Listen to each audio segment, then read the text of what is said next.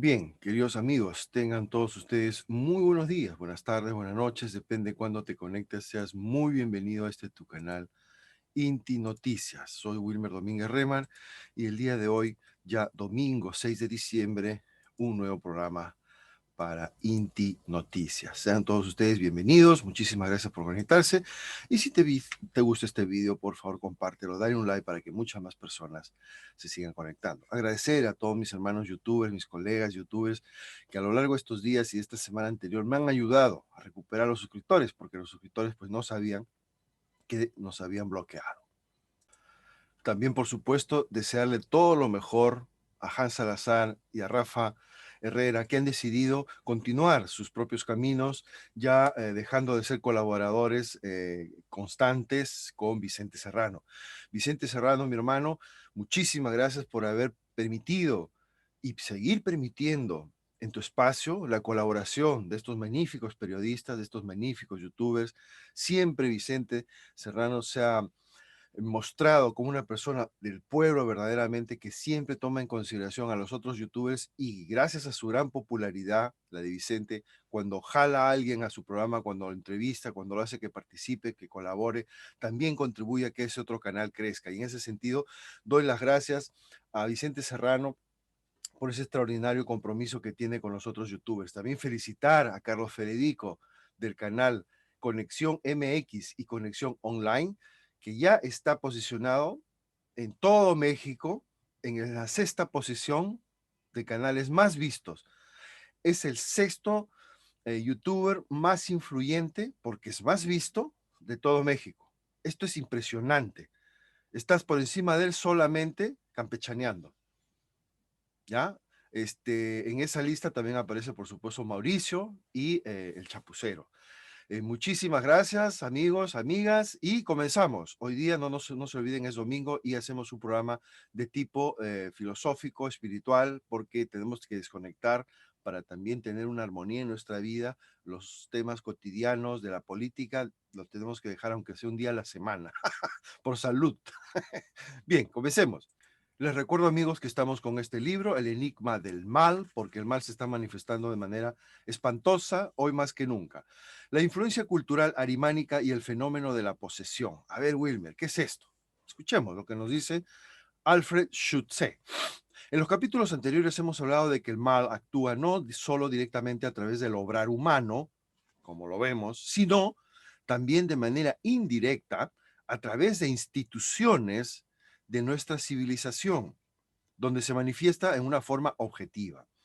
El hombre manipulado, organizado, administrado, ojo, el hombre manipulado, organizado, abro comillas, administrado, padece determinadas presiones que nadie ha creado conscientemente ni deseado tan siquiera, y que surgen como consecuencia de los mecanismos de orden político, administrativo o burocrático en los que el mal puede institucionalizarse de una manera impersonal, pero objetiva.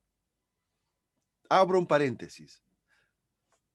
Tema de vacunación, tema de confinamiento, tema de toque de queda, tema de una situación que las instituciones del gobierno de todos los países se han visto obligadas a enfrentar con los mecanismos que pueden o que les conviene,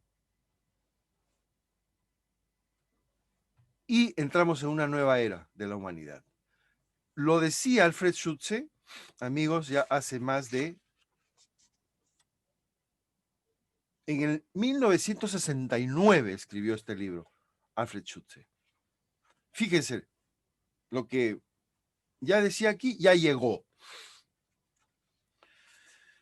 Hemos visto también que en muchos lugares de la Tierra se han creado y siguen creándose situaciones, al parecer sin salida, cuyos problemas insolubles brindan a las fuerzas opositoras, es decir, a las fuerzas del mal, la oportunidad de seguir sembrando confusión y desgracia.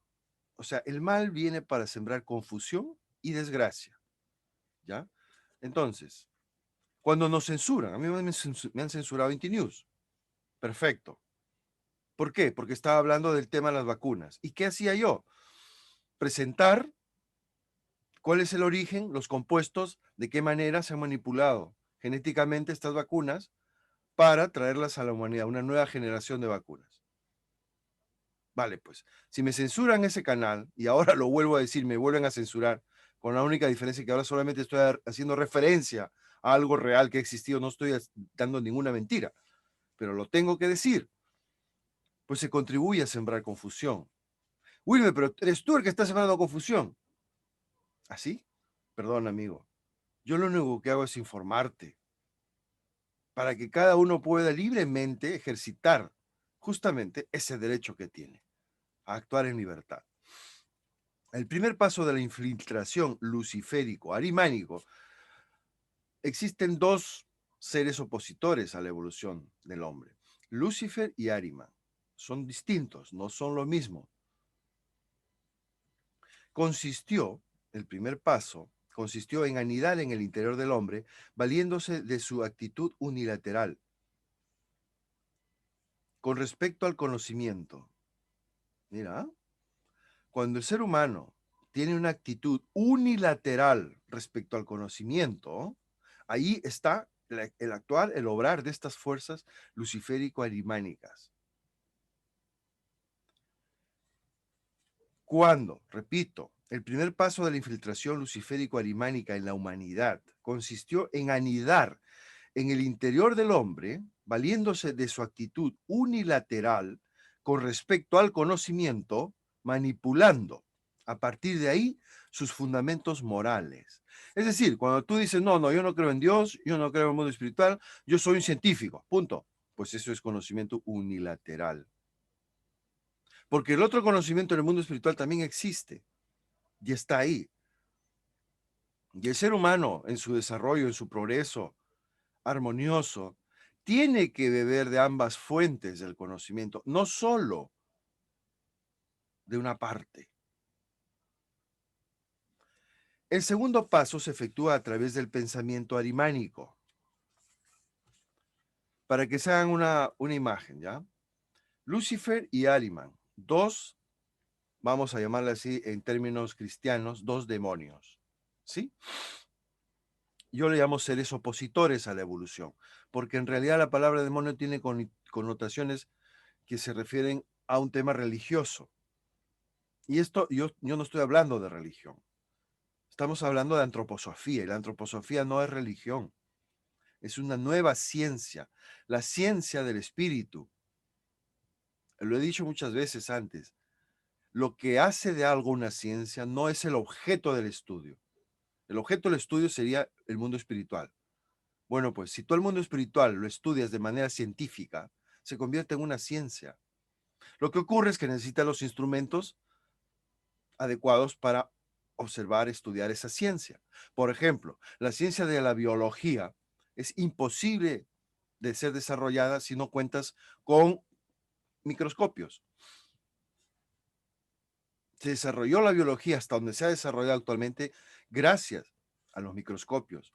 Sin ello, ahora tenemos ya unos microscopios extraordinarios. Entonces, cada ciencia tiene sus instrumentos de observación, de investigación propios. La ciencia de la astronomía, de la observación del universo, necesita no de microscopios, sino de telescopios. Y así, si analizan, cada ciencia tiene sus instrumentos propios. Bueno, pues para observar el mundo espiritual de manera científica, nuestro instrumento es nuestro propio pensamiento. ¡Ah! ¡Qué rica es el agua! Wilmer, ¿y el pensamiento? Pero el pensamiento, sí, el pensamiento, pero el pensamiento tiene que ser transformado en un órgano de percepción nuevo.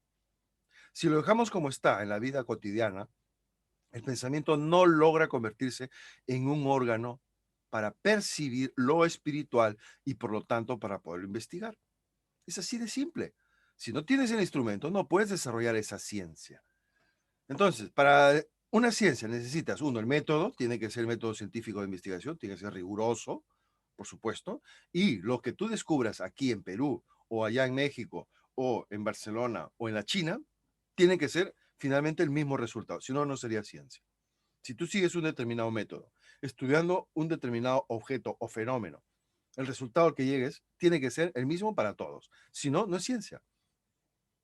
Bien, pues exactamente es una ciencia lo que estoy diciendo, porque las personas en cualquier parte del mundo que están estudiando y han estudiado en el pasado y lo estudiarán en el futuro, el mundo espiritual, llegarán a las mismas conclusiones que están llegando Rudolf Steiner y la antroposofía. Por eso es una ciencia. No es pues una creencia, ¿ya? Estamos acostumbrados a dividir el conocimiento en dos formas, ¿no? En la ciencia es demostrable, es una cosa lógica, sensata, y además normalmente la aplicamos exclusivamente, y ahí está la unilateralidad a los temas de orden físico, material, y la religión. Y eso queda pues en el campo ya de las creencias, del ya veremos, del no sé si será o no será, pero bueno, ahí está. No, ahora ha llegado el momento de justamente trasladar toda la experiencia que hemos desarrollado en los últimos 100 años de manera extraordinaria en el campo de las ciencias, es decir, el método, es el método el que nos sirve. El método científico de investigación lo tenemos que aplicar a otra esfera del conocimiento humano, el campo espiritual. Para eso ha venido la antroposofía. Bien, sigamos. Entonces, ¿qué pasa? En el terreno de la vida social, política y económica tenemos que sufrir hoy las consecuencias del, abro comillas, pecado original de la cognición, el pecado original del conocimiento. Los pensamientos materialistas del siglo XIX, que por entonces solo se albergaban en el cerebro como mera teoría, se han convertido hoy en día en realidad efectiva.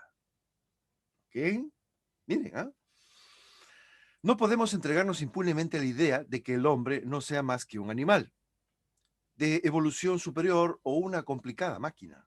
No, eso es un error. Los frutos de esta manera de pensar los recogemos en el hecho de que en la actualidad millones y millones de personas son tratadas como si fueran únicamente animales o máquinas. Y esta es una de las principales consecuencias de ese método, de esa forma de pensar científico materialista unilateral. No, no, no. El ser humano es un animal superior, es un tipo de máquina perfecta y ya está. Pues esa forma de pensar, que a principios del siglo XIX era una teoría en la cabeza, ahora se ha hecho realidad.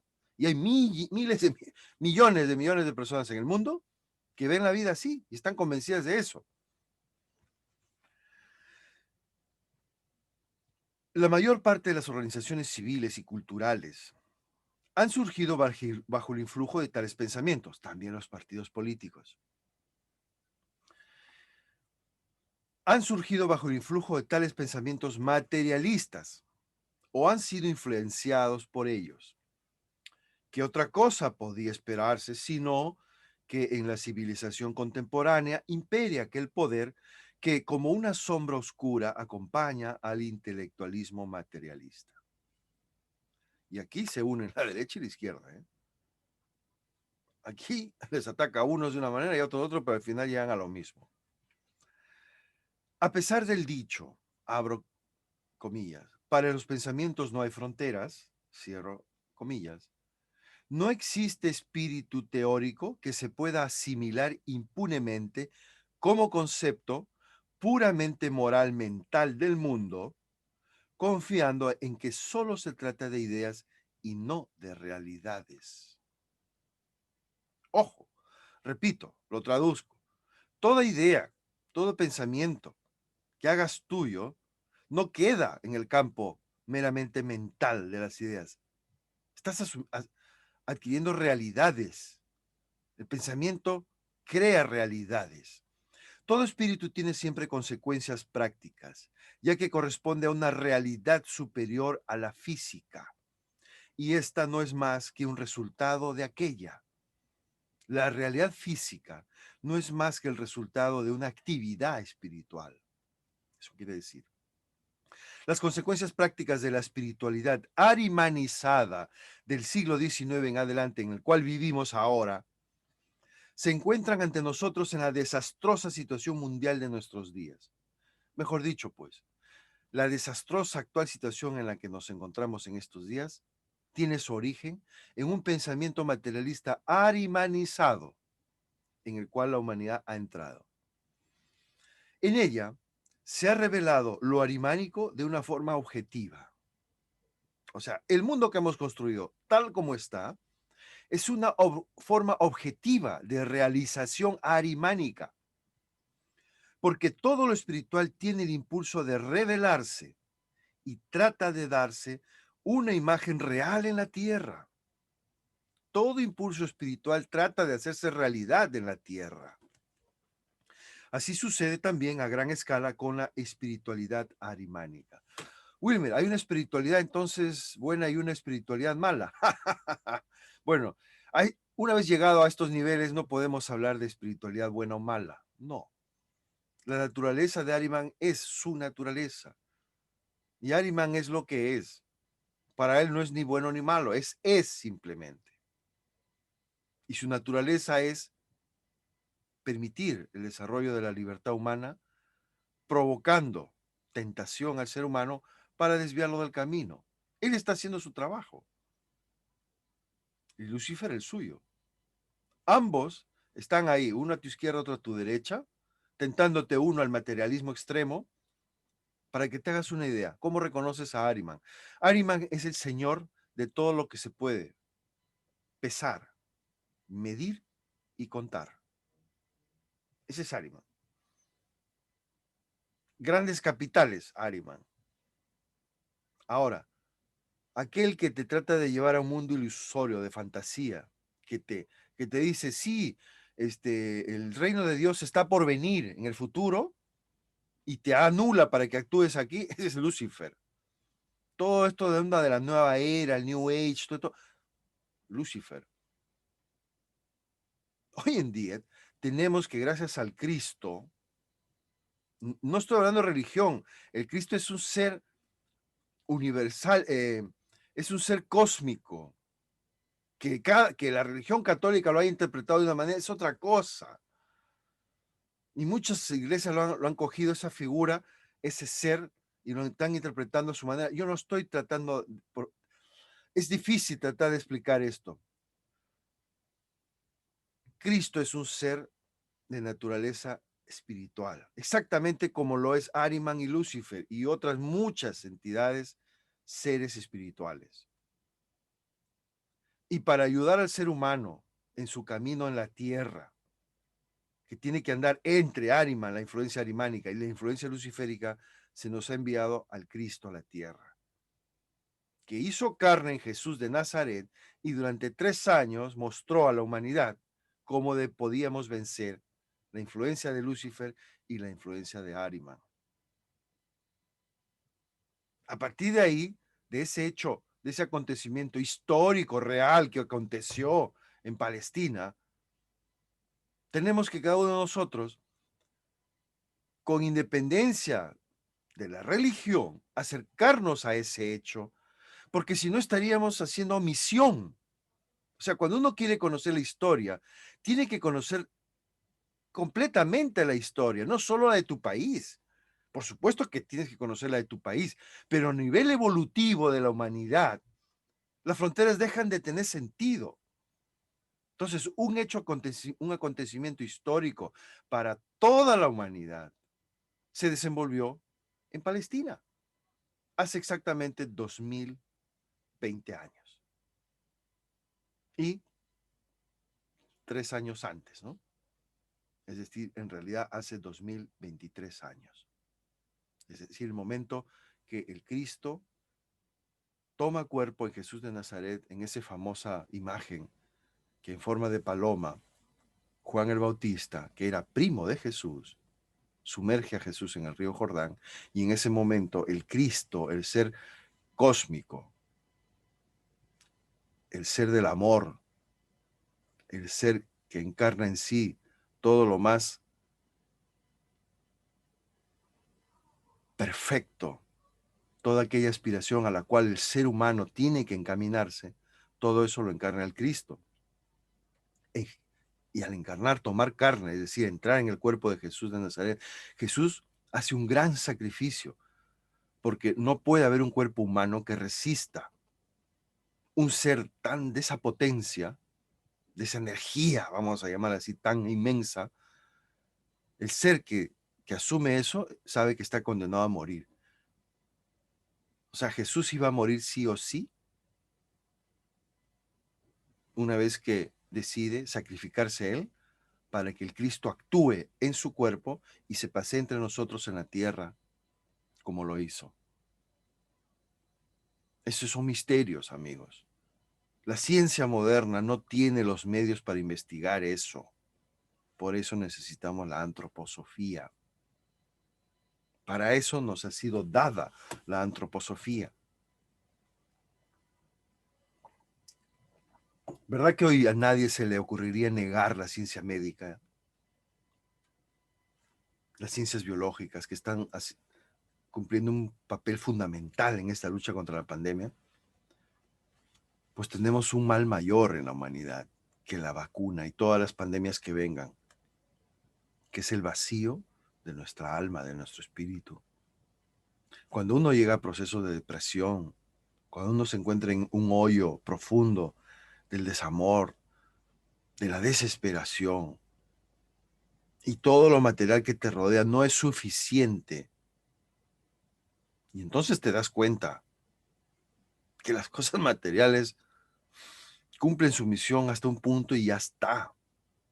Cuando el ser humano quiere adquirir verdadera felicidad en esta tierra, solo lo puede hacer cuando actúa por amor y cuando dirige sus pasos, su vida, en, por y para el amor.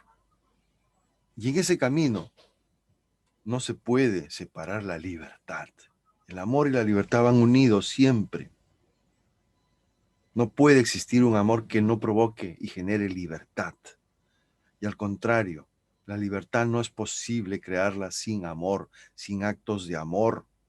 Por eso, presidente, y ahora vamos a dejar esta lectura aquí en el 111 para seguirlo tratando el otro fin de semana. Por eso el presidente,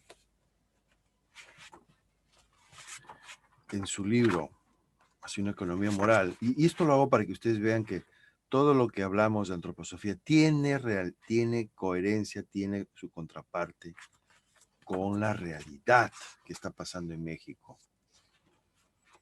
El presidente en su libro Economía Moral dice: República amorosa y fraterna.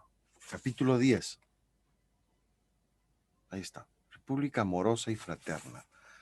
Como ya he abordado con amplitud los temas de honestidad, desarrollo, justicia y seguridad, ahora expreso el fundamento, los cimientos de la cuarta gran transformación, los cimientos de lo que queremos construir, los cimientos que queremos para toda América Latina y el mundo. Por eso Inti Noticias sigue en esta senda. Los fundamentos.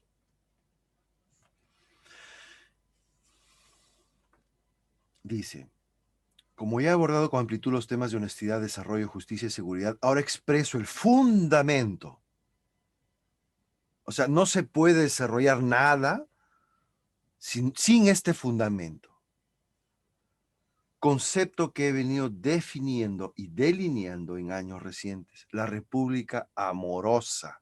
Ese es el fundamento. El amor, en definitiva, subyace en base de todo esto.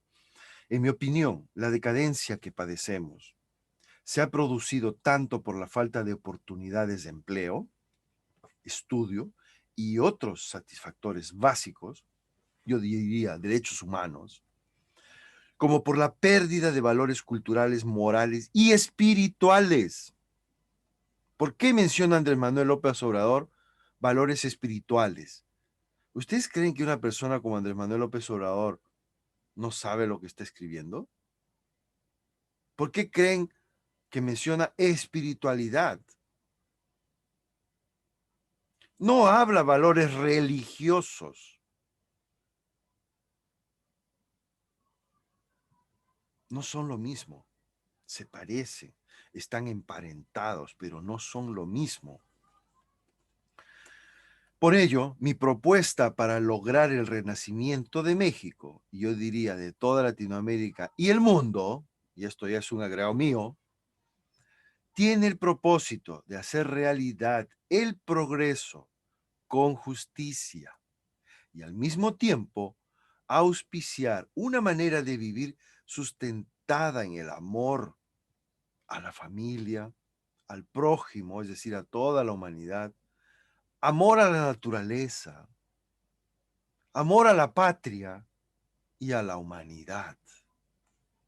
Los seres humanos necesitan bienestar. Nadie puede ser feliz sin trabajo, sin alimentación, sin salud, sin vivienda o cualquier otra satisfactor básico. Un hombre en la pobreza material piensa cómo sobrevivir antes de ocuparse de tareas políticas, científicas, artísticas o espirituales. Esto ya lo decía Aristóteles, amigos. Aristóteles decía, no se puede filosofar si tienes el estómago vacío. Es decir, si eres un hombre pobre. Si tienes que salir a luchar por tu subsistencia, no tienes tiempo literal de preocuparte de nada más. Y ese es otro de los grandes y perversos objetivos del modelo neoliberal capitalista salvaje. Empobrecer de tal manera a la humanidad para que en esa pobreza concentre sus energías diarias, lo poco que tiene, en lograr la subsistencia y ya no intervenga ni en política, ni en ciencia, ni en arte, ni en nada. Es decir, a crear una generación de esclavos.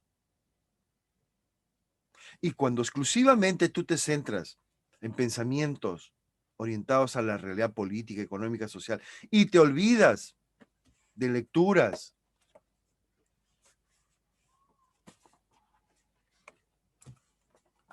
de otro tipo, estás desarrollándote de manera unilateral, luciférico-arimánico. Sigamos con Andrés Manuel.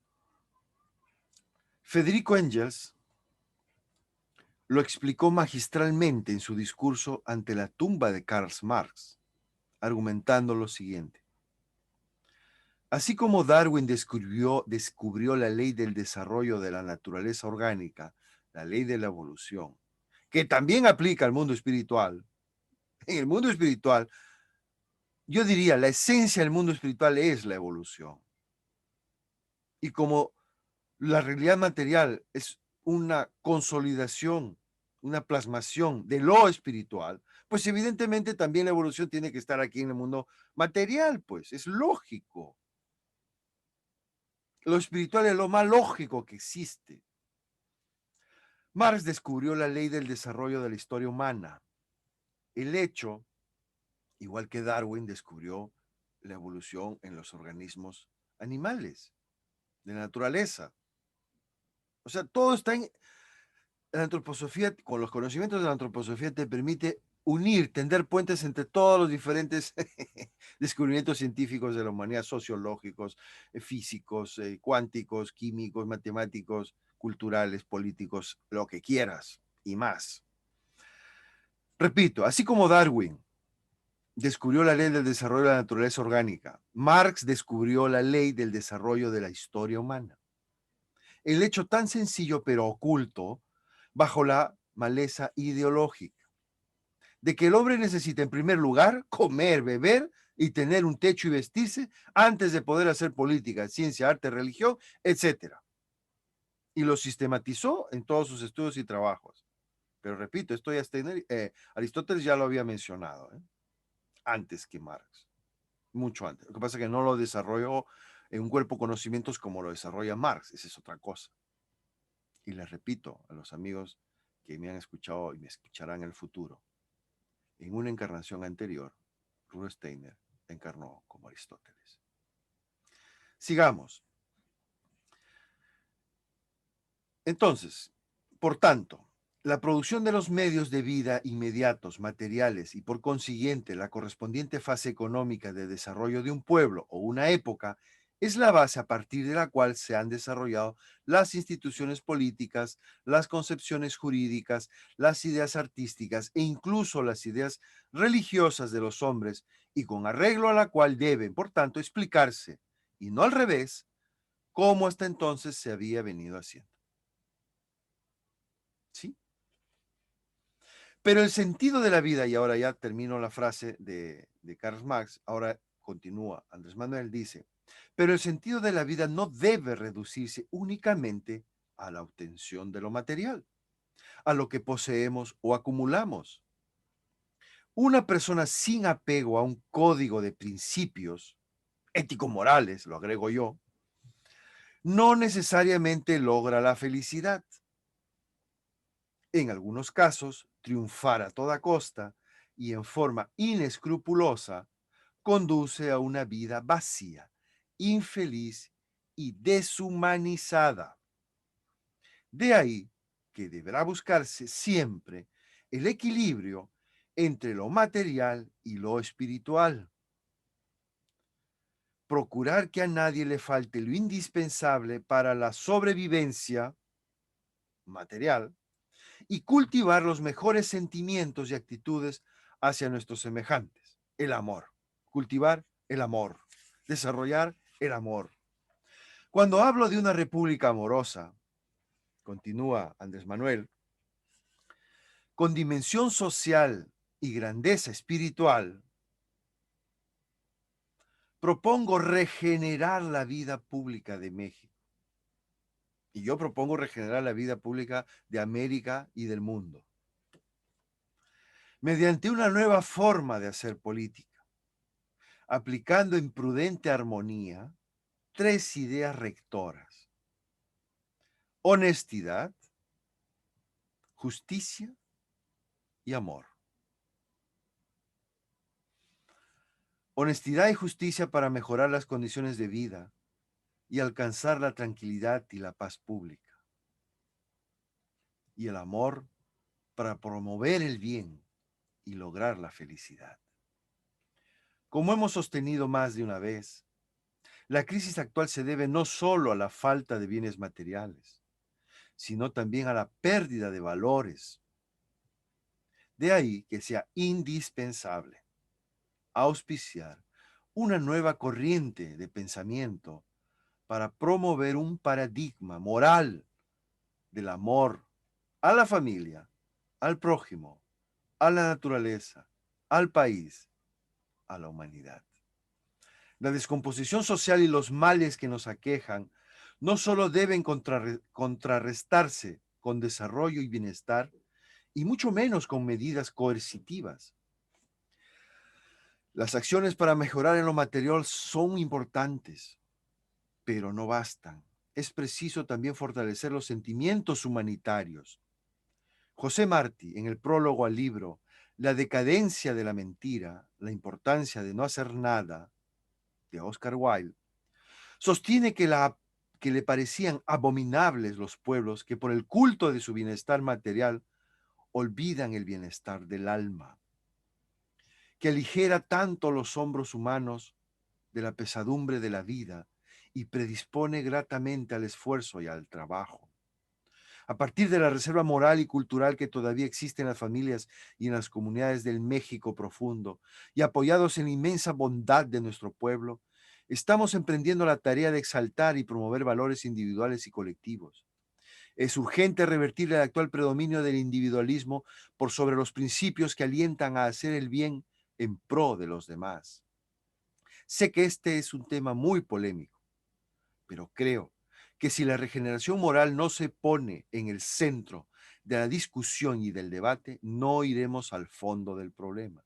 Y yo agregaría, con todo respeto al licenciado Andrés Manuel López Obrador, que para complementar este trabajo y sobre todo para dar fundamento a la comprensión de lo que es y significa lo espiritual, es absolutamente fundamental estudiar antroposofía en nuestra época. Miren, amigos, cada uno puede seguir una corriente espiritual llamada así, unida a una determinada religión. Cristianismo, mahometanismo, islamismo, budismo, todas las grandes corrientes religiosas. Mas, sin embargo, si no enfrentamos el conocimiento en el campo de lo espiritual de manera científica, gracias a la antroposofía, no llegaremos muy lejos. Ya para terminar, permítame el último párrafo para dejarlo ahí. Dice así: el carácter anónimo e impersonal de inevitables automatismos, la despersonalización y deshumanización de la vida laboral y social, entiéndase servicios en Perú, entiéndase empresas de trabajo temporal en Europa, entiéndase outsourcings en México y Estados Unidos, la despersonalización y deshumanización de la vida laboral y social, la progresiva rutina que invade toda la existencia constituyen diversos pasos hacia una especie de encarnación del espíritu arimánico en nuestra sociedad. Dejémoslo ahí. Gracias amigos, muchísimas gracias por acompañarme, por haber llegado a esta parte del vídeo final ya. Toda mi gratitud a las más de 1,200 personas ya que han demostrado su solidaridad con Wilmer Domínguez y vuestro canal ahora, Inti Noticias. Muchísimas gracias. Que tengan un hermoso fin de semana. Tienen un ejemplo maravilloso en Andrés Manuel López Obrador. Un ser de luz, sin ningún lugar a dudas.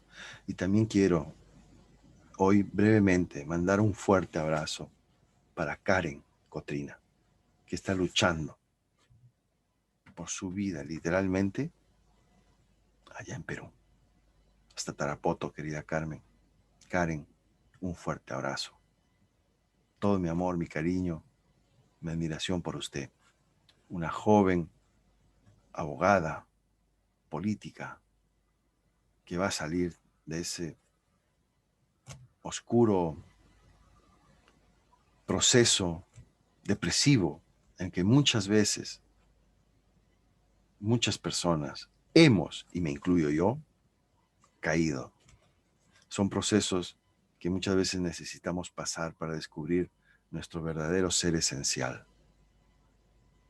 Todo nuestro cariño para ella, a su familia, nuestro respeto, para que pueda superar esa etapa trágica.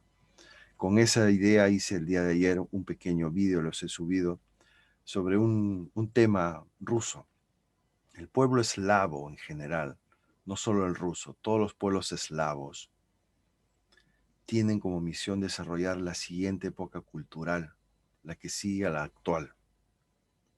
La actual es la cultura germana, anglo-germana. El mundo está dominado por lo que salió principalmente de Alemania y de Inglaterra, ahora encarnado en el imperio norteamericano. Norteamérica actual es en esencia fruto de la invasión inglesa y también la masiva migración de alemanes, irlandeses, de europeos y de pobladores de todo el mundo. Pero no debemos olvidar que nuestra ciencia actual es en gran parte desarrollada por la cultura germana. Germana, inglesa. Son los que dominan. Así como hubo una época de dominación romana en el mundo, así como hubo una época que Egipto dominaba el mundo, así como hubo una época que fue Sumer, persa. O sea, cada época tiene sus culturas que dominan. La siguiente época cultural que vendrá después de esta, aún muchos años en el futuro, serán los pueblos eslavos. Por eso que la cultura eslava encarna en sí lo que ya está por venir. Y en los bailes, en las danzas del pueblo eslavo, en su actitud digna, en su actitud en la cual el hombre y la mujer caminan a la par. Si ustedes observan una danza de cualquier pueblo de Latinoamérica y observan esta danza rusa, es como la noche y el día. Y no es que una sea mejor o peor, no. Nunca debemos llevarlo a ese tema de comparar, no. Debemos observar objetivamente. El ser humano, cuando se yergue de su animalidad, cuando pasas de estar doblegado, cuando pasas de estar y te yergues como ser humano, y esto lo encarna esta danza de una manera perfecta. Si ustedes ven las danzas, los bailes de nuestros pueblos latinos, no se desarrollan erguidos. Muchas veces están en esta postura. Fíjenselo. O en una postura de contorneo sensual. Cosa muy distinta a la forma artística de las danzas eslavas. Aportan otro elemento. Nuestras danzas, como toda la cultura, nos influyen. Y para equilibrar el desarrollo unilateral de solo unas cualidades del alma, debemos, si no practicarlo, por lo menos nutrirnos también de otros principios, de otros arquetipos. Ahí lo dejo. No hay nada superior, nada inferior en lo cultural. Son distintos, cada uno tiene sus propios valores, sus propias virtudes, pero como seres humanos, nuestra principal obligación es mirar a toda la humanidad, a todas las manifestaciones artísticas y tomar de todas ellas lo más valioso que tienen. En ese sentido estaremos logrando ser humanos universales. Y es lo que toca. Es la era de la globalización. Gracias, mis amigos. Hasta la próxima.